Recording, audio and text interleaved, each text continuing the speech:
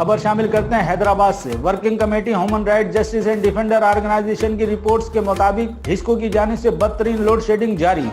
शदीद गर्मी और रोजे की हालत में अवाम बुलबुला उठे। वफाकी वजीर पानी व बिजली और वजीर आजम फौरी तौर पर नोटिस में। हैदराबाद में हिस्को की जानिब से लतीफाबाद सिटी और दीगर इलाकों में 16 से 18 घंटे की बदतरीन लोड शेडिंग जारी। रोजेदार शदीद गर्मी में परेशान और निढाल।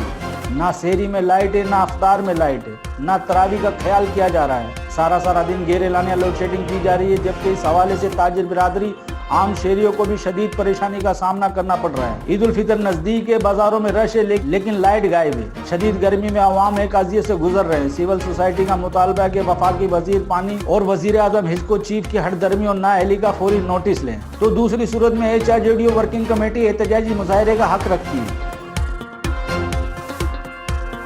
मजीद खबरों और अपडेट के लिए विजिट करें हमारा YouTube चैनल HRJDO न्यूज़।